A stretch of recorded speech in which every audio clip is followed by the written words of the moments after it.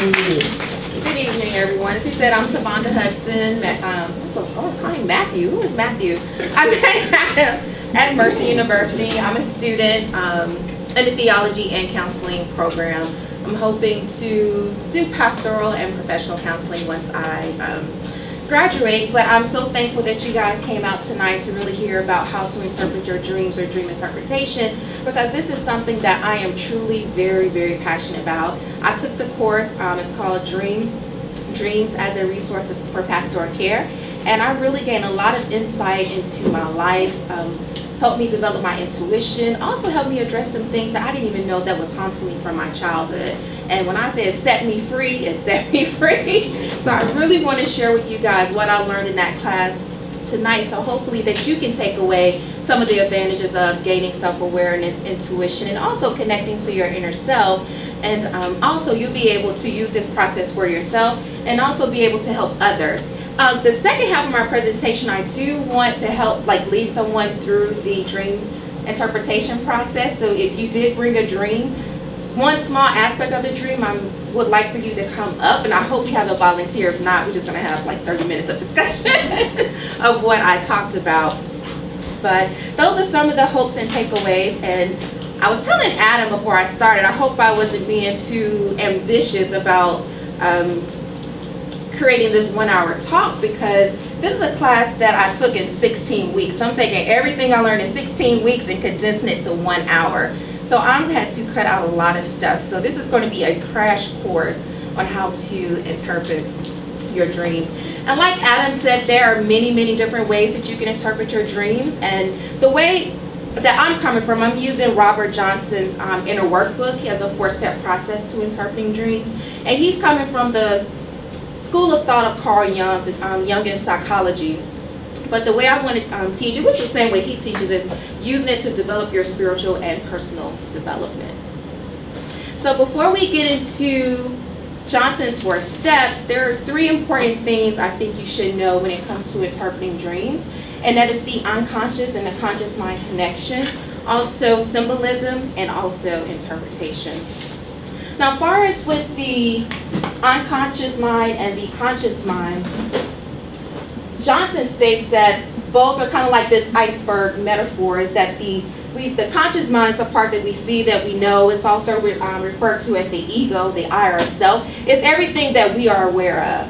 But then the unconscious mind is this ice that lies beneath the waters in the deep, dark place that is 95% of the iceberg, and that we are very unaware of. And also I think of it as the blueprint for our life. So this is the part of the mind that is trying to communicate to the conscious mind. And whenever they're not in sync, that's when we experience neurosis in our lives, or our spirit is out of balance. So that's pretty much where, if you guys, I haven't given you guys the sheets yet. Let me pass these out. As you see, the quote at the top says, "Dreams are the royal road to the unconscious mind." So this is how the unconscious communicates to the conscious mind, and the way that it communicates is through symbolism. Now this is very important that we understand symbolism in our dreams, because we see many different images. We even see people that we know, places that we know, or unknown in our dreams. But then sometimes dreams can get confusing as what does all this mean to me? So I want to say about symbolism is that every symbol in your dream has a special meaning or connotation to you. I'm going to say that one more time. Every symbol in your dream has a special individual connotation or meaning that belongs to you alone. And alone. And the reason why I say that, because what do some people do when they want to interpret their dreams? Or if they have an image in their dreams, like if it's a bear, what are some things that people do? Google. Get a book. Google. They look in dream books, they look in dream dictionaries online. Everything. Exactly. But the problem with that is that that image that came in your mind has a special meaning for you. And what you're taking offline is somebody else's interpretation. It's almost like me if Adam had his glasses, or I take Adam's contacts and put him on, and I'm trying to see, that perspective through his eyes. It's not going to work. So that's the same thing with symbolism, is that every symbol in the dream is an image of you, and that's the way the unconscious mind communicates to us. And along with that is that you are the only one that can interpret your dreams. I can't interpret your dreams. The person sitting next to you can't interpret your dreams because they are personally coming from you. And the way to do this dream interpretation is to really go through the 4-step process. So before we get into the 4-step process, there are 2 steps that I feel are very important that you need to do. When you, say for instance, you just woke up, you just had a dream, it's very important that you record or write your dream down, because what happens 10, 20 minutes later when you're trying to recall that dream, you don't remember any parts of it, or you remember bits and pieces here and there. So it's very important to write your dream down, because the way the unconscious mind communicates to the conscious mind is through very, very detailed and sometimes small images. And we can, recall those when we wake up. We can easily write those down. But if we go throughout the day, we're like, oh, what happened in that dream? We miss those like small details. What if you don't dream? If you don't dream. Think you don't dream, but you do dream. You don't recall. Yeah, you don't recall. I don't recall when I get up in the morning what I dreamt about, or if I get drunk. So I felt like I haven't had a drink. Well, like some of the people in the class have said that you may not recall your dreams, but then there are individuals who just don't dream. And I know there is this scientific process of the way we lay down and the way the mind works. I'm not very, able to articulate that for you. But you probably do dream, but just don't really recognize or remember your dreams when you wake up. Or you could just be one of those individuals that just don't dream at all. And I do apologize. This workshop is more designed for individuals who do dream. Right. Well, I'm not going to say I don't, but I do. I dreamed a lot when I was younger. And when I was into music and DJing, I would have dreams of what I was going to mix for the next gig. And, I was very, very good. I am very good. Yeah. So with you, it's interesting that you said, because I met some people that said they never dreamed, but you had dreams when you were younger, then all of a sudden they stopped. Right. So I would, if I was working with you, I would really go to that point when you stopped dreaming, or what part of your, what happened in your life, what was going on in your life when you stopped. You had a question? I can relate completely to what he's talking about, because for the past 10, 12 years, I didn't have to follow most of my dreams until recently I started this group. It was because I had blockages. And as soon as I started letting things go, I started to recall my dreams for one. And that's another thing that like I said, I can't include everything that I want to, but it's good that you brought that up about the blockages, because there are some roadblocks that prevents us to get in touch with our unconscious mind. And the unconscious mind could be related to inner self, inner wisdom, Holy Spirit, however you define it yourself. But there could be different experiences that blocks the unconscious mind to connecting to the conscious mind. And some of those could be experiences in our lives. Just could be various different things. I normally have another diagram that I show how we have these different blockages that prevents those messages from getting through. So I just have a quick question. When you speak of dreaming, are we talking about only dreams when we're sleeping, or like daydreams? I'm only talking about dreams when we are sleeping. Okay. I'm just talking about those type of dreams. But you can apply this process also to, if you have like visions while you're awake, or if you see symbols or visions, you can apply this process as well to that. So, I said identify symbols, I said interpretation. Oh yeah, you are the only person that can interpret your dreams. So that's something very important to keep in mind, because we all have gifts and talents. And I think that we should develop that muscle to be able to, be able to connect with our inner selves. I know I have been guilty, and I have some friends that are guilty. I always want to externally go to someone else. Can you tell me what this means? I had this dream. What does it mean? But really, you are the only person who can really define your dream. So you have to first record your dream. And then the second step is to identify the symbols in your dream. And as you guys know, you can have a dream and you can have many symbols and many images, but the important thing is to really pull out those symbols that really stand out to you. And I would say maybe like 3 to 5 symbols. So that way it can be manageable, and you can work, and you can always go back to work those other images in your dreams as well. So now with Johnson's 4-step process, the first step is associations. And this is decoding the symbolic language of the unconscious mind. Association is any word, idea, mental picture, feeling, or memory that pops up. And today what I was thinking was doing this example of, when I was thinking about how can I demonstrate this, the first thing that came to me was sun. So if I had an image of a symbol, one of the symbols that stood out to me in my dream was sun, I would write that down. And I would just draw a circle around it. And then I would just start making word associations that come up when I hear sun. What we have? I have bright, shiny, warm, hot, irritated. I hate being outside in the sun. What else comes up when I think about sun? Summertime. So those are some of the associations that I bring to the word sun. Now, if I ask Adam, I'm going to pick on him because I know whenever we go out, he loves to sit outside in the sun. So, Adam, what would be some associations you would make to the if you had a dream and sun was the symbol of the sun was in your dream? Joy. I knew it. You can't see that. Happiness. Heat, but in a positive way. I love heat. I love the sweat. So I would be like great ideas of heat. Happiness, clarity.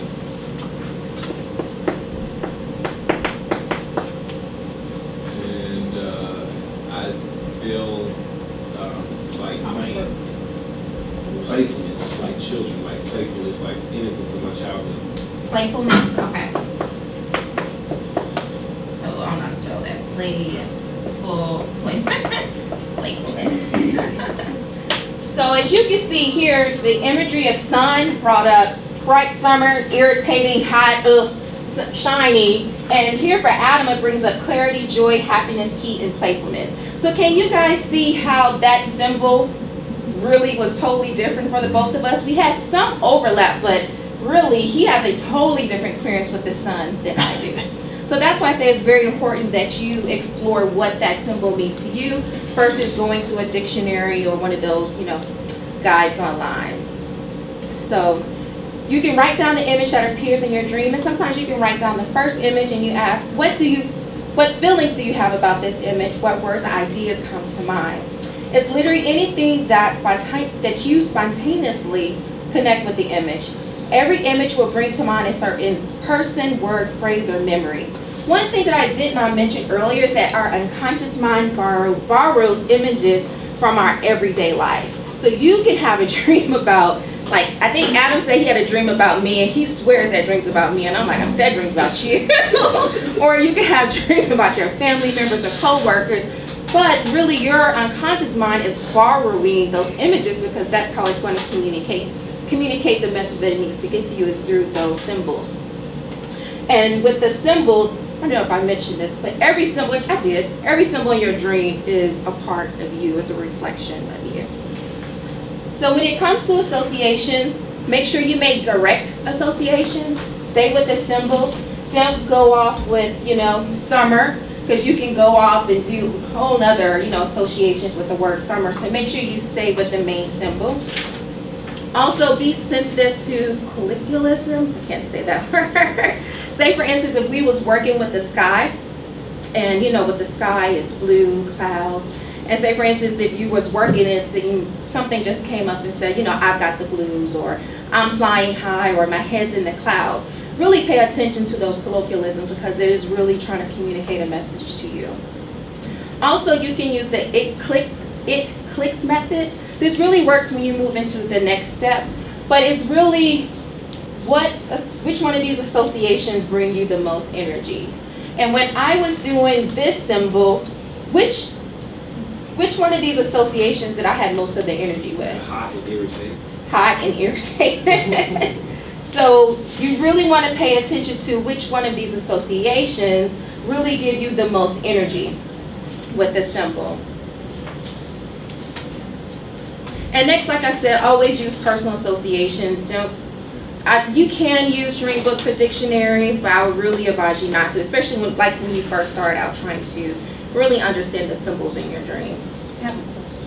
If you dream of a particular person, you said, is it that person represents a part of you? So is it like what they mean to you, or what about you is like them? Yeah, we're about to go into the second step, but it's really, that every image is a reflection of you. So how does that person remind you of you? Like what, or it can even be like, what do you admire so much about that person? Kind of like as a reflection of you. So the second step is inner dynamics, which is connecting the symbolic language to our inner spirit. Now I will tell you, this is the most difficult step that most of the students in this course, in the same course I co-taught with one of my professors, they've had a really hard time connecting what these images really means to them or to their inner spirit.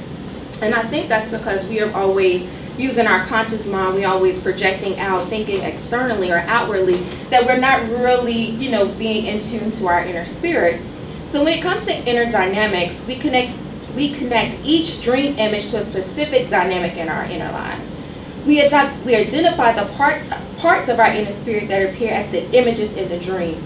We need to kind of figure out what is going on in this dream and what is also the connection, what is going on within ourselves.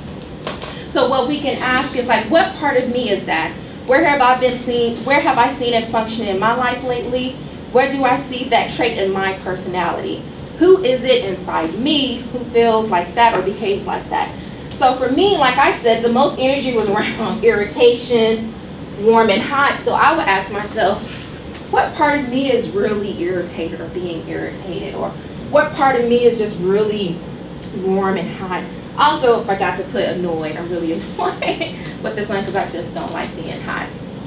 So did you guys see how you bring that back into yourself versus thinking about it externally? You bring it more inwardly to yourself. So if it's a person, you would do the same thing. You would say, what does that, same thing here, draw what comes to mind in that person, and which of those energies are back in yourself. Yes, that's exactly what you do. So these are just some takeaways when it comes to inner dynamics, is taking the dream inwardly. Also connect images to specific characteristics about yourself. And another thing that you can do is look at beliefs, attitudes, and values as well. That really a lot of times pops up in our dreams, our beliefs, attitudes, and values. And also look at different inner personalities and also identify other inner realities. Now the third step is interpreting the symbolic imagery. It's interpretation. This is everyone's favorite part because they want to know, what does this dream mean? So the interpretation of our dream is the end result of all the work you have put into the earlier steps of dream work. You ask yourself, what is the central message? What is the most important message that the dream is trying to communicate to me? What is it advising me to do? What is the overall meaning of the dream for my life? What is the single most important insight that the dream is trying to tell you? Now with the sun, this was something that just popped up in my head earlier when I was thinking about how can I show this as an example. And then I started coming up with being irritated and also being like warm and hot. But then I was wondering like, okay, what does that really mean for me? And there are some things that are going on in my life right now that I am really irritated and really not feeling comfortable with, just like internship, summer school, and things of that nature. But then it really took me to another place of when I grew up. My father really didn't like for me to go outside. I think that was more because we just still live in a good neighborhood. But I did not like grass. I didn't like the sun. So I really felt like my father was protecting me when my mom used to say, go outside and play. And I'm like, it's hot out there. But what that came up to me, and it's so funny that James mentioned this earlier, is that I am spoiled. I want things my way.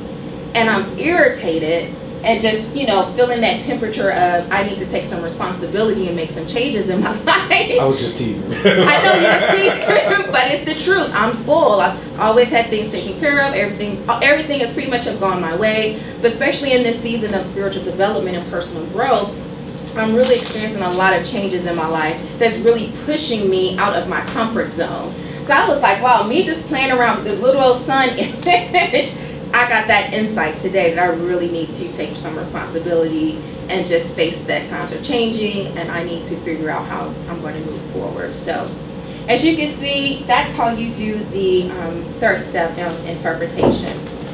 So some principles for validating interpretations is choose an interpretation that shows you something that you did not know. And as you see here, the conscious mind, of course, that's everything that we're aware of. So why would it tell you something that you already know? The unconscious mind is the unawareness. That's the area that we're not aware of. So make sure you choose an interpretation of something that you just did not know. Avoid the interpretation that inflates your ego or is self-congratulatory.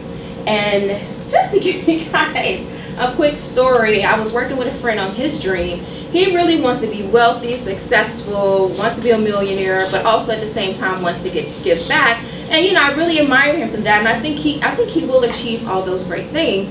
But there are some things that I know about my friend that he does currently live above his means. So when we were doing the dream interpretation, he had a dream that he won the lottery, he was given money back and all this good stuff. But the main image that stood out to him and that he had the most energy around was that he had the debit card and it had no money on it. So it's trying to process that imagery, like, you know, tell me, you know, what does that mean for you? What was going on in your life at the time? And at the time, he was going through a transition of moving into another apartment, really experienced a lot of different, you know, financial issues. But instead of really just saying, you know, Tavonda, you know, I was just living above my means, he deflected to the church like, oh, but they're just asking me to give money that I don't have, then they asking me to do all this stuff over and beyond. He just could not take the responsibility that that dream was telling him that you were living above your means. Because he was taking the dream as, I'm going to win the lottery, I'm going to be a millionaire, and I'm going to do all these great things, which I believe he will do all those great things, but at that point in time in his life, he was truly living above his means, spending money that he really did not have, and was in all types of financial trouble. Are dreams ever prophetic? I did mention this in the beginning, that there are some dreams that are prophetic, but I'm just pretty much going along with dreams that are kind of help us understand our personal growth.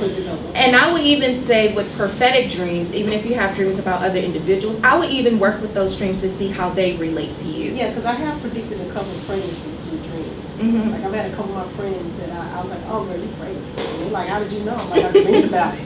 Yeah. And they work. So like my professor, she does not believe in prophetic dreams, and she's done a lot of work with someone to help her interpret her dreams. She's only had one actually prophetic dream. I can say I can count on two hands that I've had like prophetic dreams that actually like came into existence. And then I do know of another young lady who has prophetic dreams like every single night, to the point where she does not want to go to sleep. So being a prophetic dreamer and it's coming every night, that's a very heavy burden to carry. My mom does it. She has them. They don't come every night, but they're always tragic. She has been tragic. It's always something terrible. My brother got shot. Every time something horrible is going to happen, she knows about it through a dream, and it's very. She says it feels like she wakes up and she doesn't know which is the dream and which is Right. And I would say with those dreams that you really don't feel a connection to, like they don't relate to you, but they seem very vivid and real, and they are about people that you know, I would really say, really pray about those dreams and how you can relate those, relate that message to that individual, or, determine how you want to share that dream.